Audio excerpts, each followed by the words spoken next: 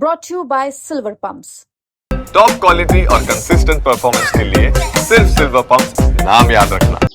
और इसका जवाब आने वाले समय के अंदर निश्चित रूप से मिलेगा और ईंट का जवाब पत्थर से दिया जाएगा। पाकिस्तान अलग थलग पड़ चुका है और बौखलाहट के अंदर है और घबराया हुआ है और डरा हुआ सहमा हुआ है। आतंकवादियों के साथ खड़ा रहने वाले लोग कई ऐसे थे जो साथ खड़े होते थे, आज उनका कोई साथ नहीं दे रहा है। तो पाकिस्तान को समझ जाना चाहिए कि अब तुम्हारा यहाँ कोई नहीं है, तुम्हारी तलाश खत्म हुई।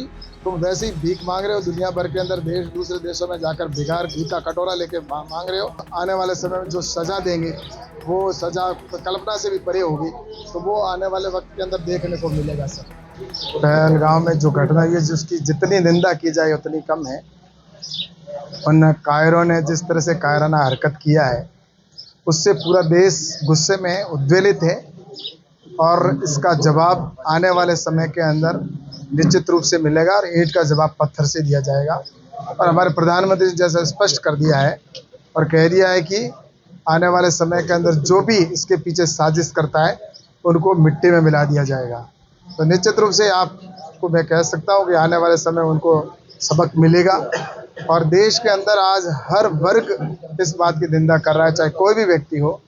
और पूरे देश ही नहीं, पूरे विश्व भर से जिस प्रकार से भारत को समर्थन मिल रहा है।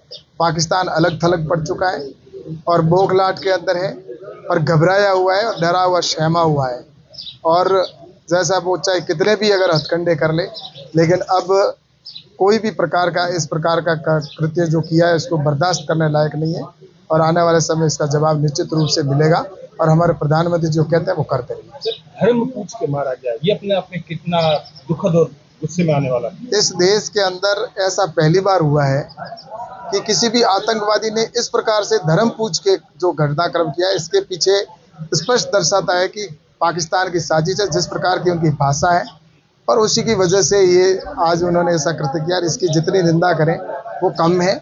और एक जाति पूछना, धर्म पूछना और धर्म पूछ के और उसके पति के सामने, बेटे के सामने जिस प्रकार से मारा है, मुझे लगता है कि इनको भगवान भी माफ़ नहीं करेगा और आने वाले समय इनको सज़ा मिलेगी जिसकी उन्होंने कभी कल्पना भी नहीं की है, उससे भी अधिक सज़ा मिलेगी आने वाले समय। नेतृत्व से किसी से बात हुई, कुछ बड़ा होने वाला है?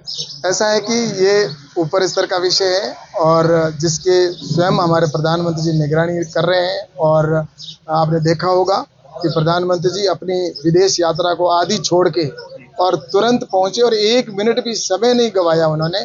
और एयरपोर्ट के ऊपर ही उन्होंने बैठक बुला ली थी, अधिकारियों को बुला के और पूरी जानकारी ली और आगे के डायरेक्शन दिए गए। और अमित शाह जी भी जो कि तुरंत वहां पर पहुंच गए थे और आज लगातार उसकी निगरानी हो रही है। और जिस प्रकार से निर्णय लिए गए हैं कि उनका कहते हैं ना, हुक्का पानी बंद कर देना, तो पानी बंद कर दिया है। और ये पानी का निर्णय लेना, जिस प्रकार से रोक लगाने का निर्णय हुआ हो, चाहे 24 घंटे 48 घंटे के अंदर जो पाकिस्तान का वीज़ा लेके आए हैं उनको वापस जाने के निर्देश दे दिए, तो आज वो वहाँ जो है उनको आने के निर्देश दे दिए। तो इससे स्पष्ट हो जाता है कि पूरे जो प्रधानमंत्री जी इस बार पूर्ण रूप से पिछली बार से भी कुछ बड़ा करने के मूड में है। और इसके लिए पाकिस्तान मुझे लगता है कि अब दबी हुई जबान से कुछ बोलने का प्रयास कर रहा है, लेकिन उसको पता है कि हमारा क्या होने वाला है। सांप्रदायिक सौहार्द ना बिगड़े, इसलिए लोगों से क्या अपील रहेगा? ऐसा है कि पूरे देश के अंदर चाहे कोई भी धर्म का हो, आज देश के साथ खड़ा है, ये स्पष्ट हम सब देख रहे हैं। और मुझे लगता है कि ये लड़ाई हमारे अंदरूनी नहीं है, ये लड़ाई दूसरी बाहर की ताकतों के साथ में है। और ये इसलिए मुझे लगता है कि इस्लाम कोई ये नहीं कहता कि इस प्रकार से नियतों के ऊपर हमला करो। इसलिए यहाँ पर देख रहे हैं कि आज जो कश्मीर के अंदर भी जो लोग हैं, कश्मीर के लोग ये कहते हैं कि पाकिस्तान मुर्दाबाद के नारे लगा रहे हैं।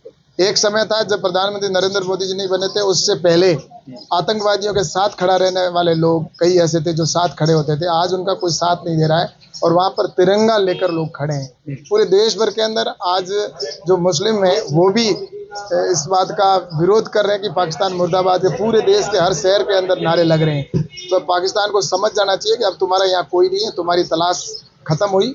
तुम वैसे ही भीख मांग रहे हो दुनिया भर के अंदर, देश दूसरे देशों में जाकर भिखार घी का कटोरा लेके मांग रहे हो।